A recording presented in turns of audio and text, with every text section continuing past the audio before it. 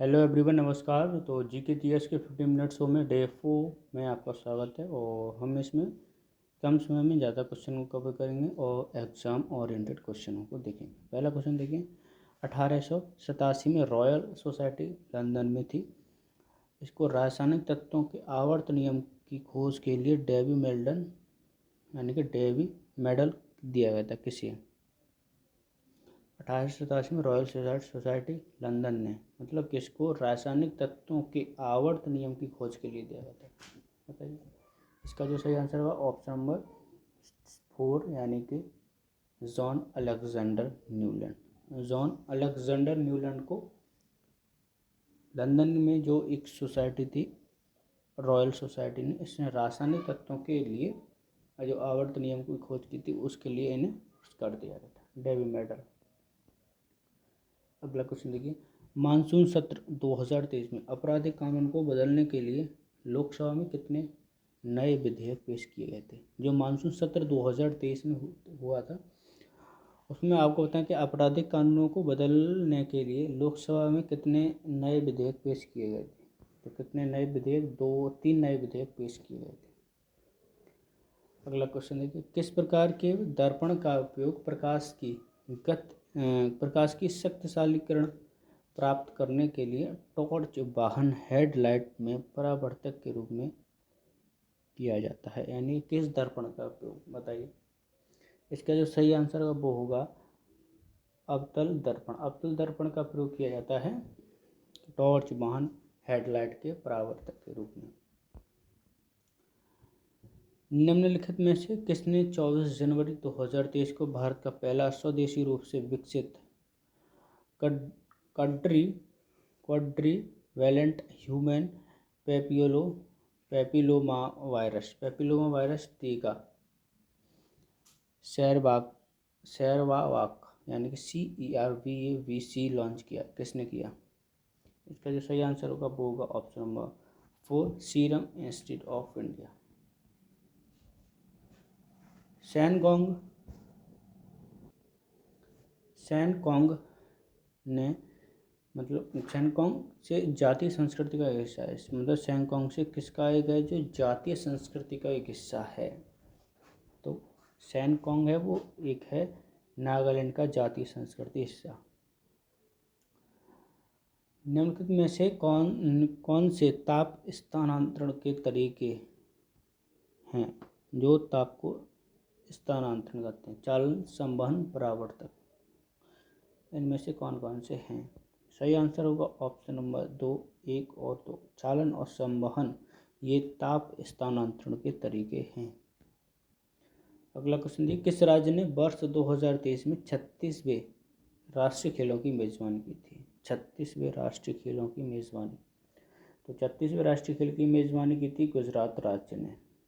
Thank you. उस PDF में थोड़े कम क्वेश्चन थे, अगला पीडीएफ खोल लिया है। निम्नलिखित में से कौन सा हड़प्पा स्थल हरियाणा में स्थित है?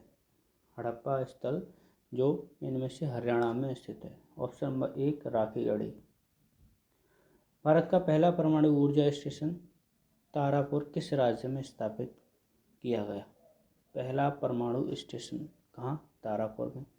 कब स्थापित किया गया ये बताना। तो ये स्थापित किया गया था 1969 में।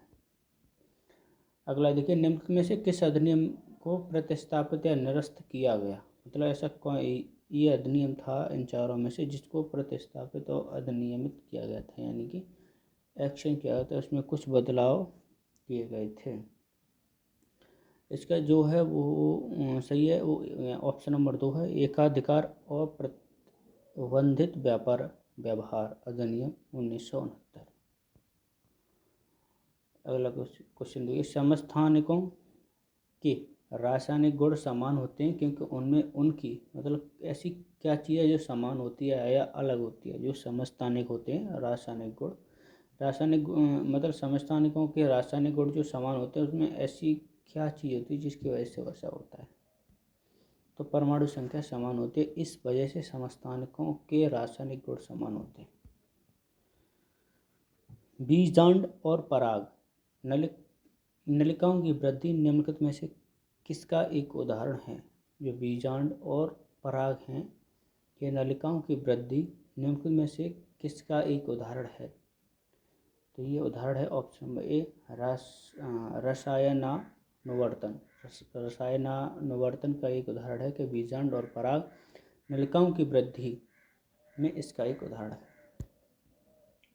ऑपरेशन फ्लड, ये ऑपरेशन फ्लड है वो किससे संबंधित है बताइए। इसका जो सही आंसर ऑप्शन नंबर एक, डेयरी क्षेत्र के प्रदर्शन को बढ़ाने के लिए ऑपरेशन फ्लड चलाया गया था। 1938 में राष्ट्रीय योजना समिति के अध्यक्ष कौन थे? जो 1938 में राष्ट्रीय योजना थी उस समिति के अध्यक्ष कौन थे? तो इसके जो अध्यक्ष थे वो थे जवाहरलाल नेहरू। जवाहरलाल नेहरू 1938 में राष्ट्रीय योजना समिति के अध्यक्ष थे। अगला क्वेश्चन देखिए, निम्नलिखित में से कौन सा चंद्रयान 3 मिशन का उद्देश्य है? नंबर 1, चंद्रमा के पृष्ठ पर हार्ड लैंडिंग का प्रदर्शन करना, चंद्रमा पर रोवर के घूमने का प्रदर्शन करना। ये है वो बताइए चंद्रयान 3 के उद्देश्य हैं या नहीं? तो इसका सही आंसर होगा ऑप्शन नंबर 2 यानी कि केवल 2, चंद्रमा पर रोवर के घूमने का प्रदर्शन करना ये चंद्रयान 3 का उद्देश्य था। अब तो नहीं है ना करंट में। निम्नलिखित में से किस एक एक्ट द्वारा बंगाल के गवर्नर जनरल को भारत के गवर्नर जनरल के रूप में अभिहित किया गया था? मतलब किस एक्ट के द्वारा बंगाल के गवर्नर जनरल को भारत का गवर्नर जनरल अभिहित किया गया था बताइए।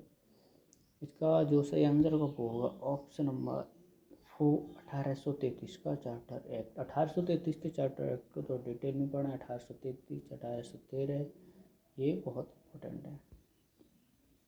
हाल ही में पीएम किसान भाई योजना खबरों में थी, इसका मुख्य उद्देश्य क्या है? जो पीएम किसान भाई योजना है यानी कि भंडारण प्रोत्साहन के लिए, इसका मुख्य उद्देश्य क्या है?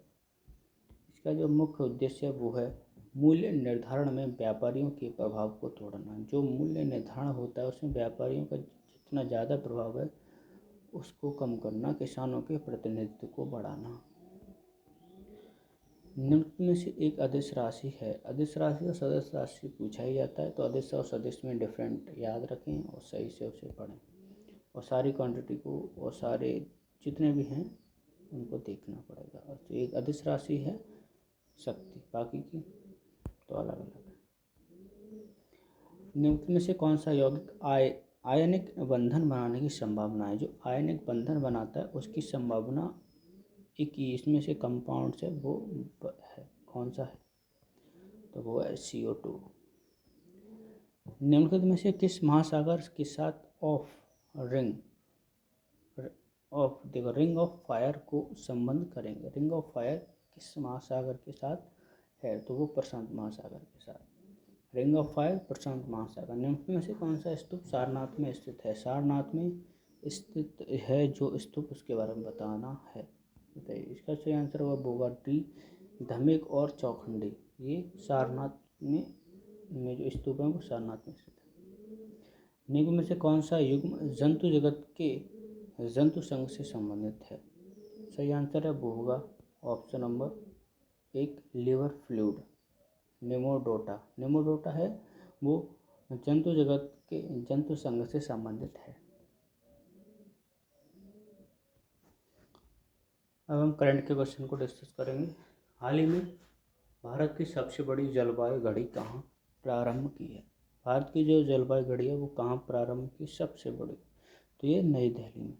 वैज्ञानिक एवं औद्योगिक अनुसंधान परिषद ने पृथ्वी दिवस समारोह के एक भाग के रूप में रफ़ी मार्ग नई दिल्ली में CSIR मुख्यालय भवन में भारत की सबसे बड़ी जलवायु घड़ी स्थापित और सक्रिय है।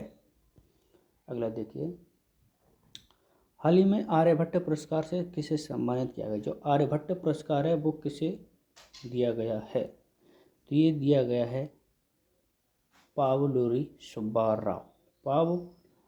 पावलुरी सुब्बाराव को आर्यभट्ट पुरस्कार दिया गया है।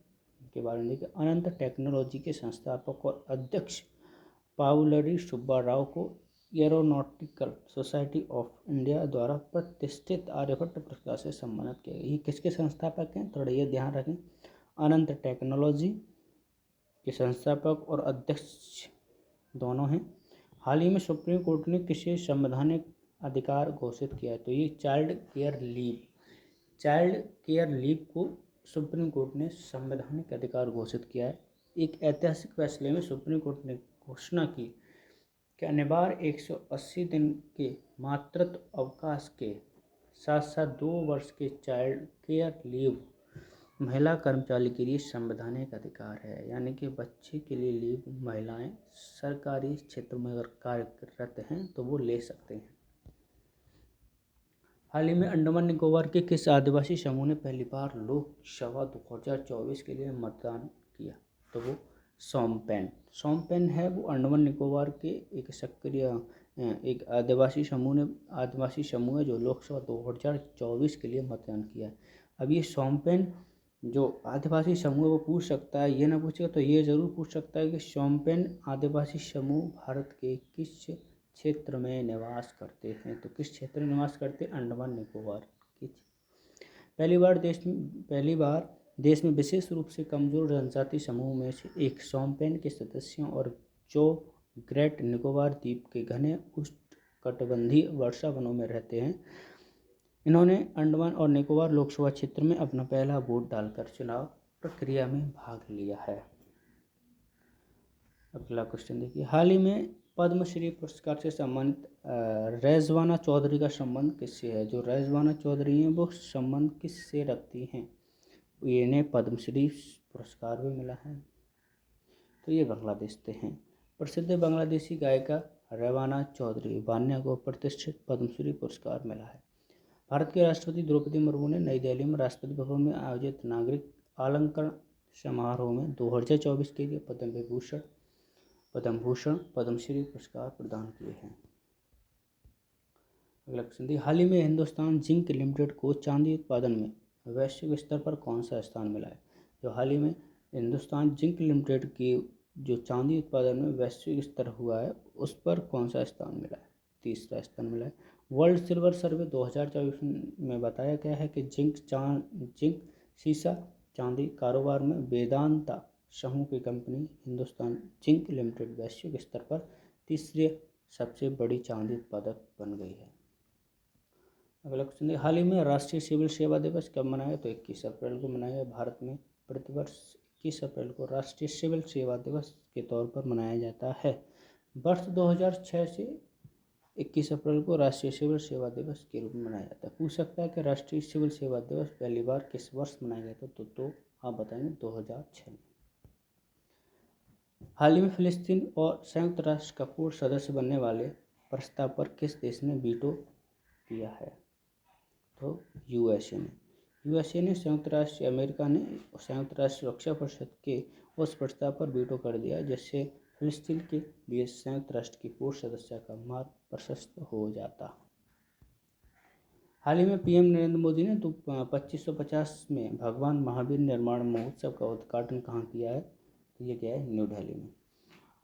तो ये 21 अप्रैल 2024 को प्रधानमंत्री नरेंद्र मोदी ने महावीर जयंती के शुभ अवसर पर नई दिल्ली में भारत मंडपम में 2550 के भगवान महावीर निर्माण महोत्सव का उद्घाटन किया।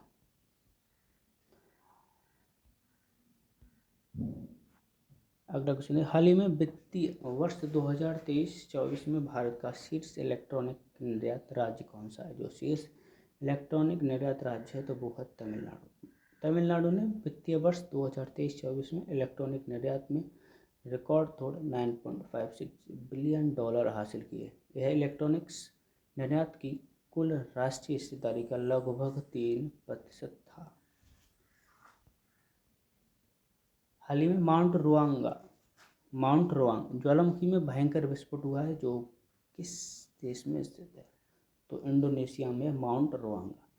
अप्रैल 2024 को इंडोनेशिया के उत्तरी सुलावेसी प्रांत में स्थित माउंट रोआंग ज्वालामुखी में भयंकर विस्फोट हुआ। वहीं 17 अप्रैल को इस इलाके में लगातार 4 धमाके हुए थे। आज के लिए बस इतना ही, मिलते हैं अगली वीडियो में, तब तक के लिए जय हिंद, नमस्कार।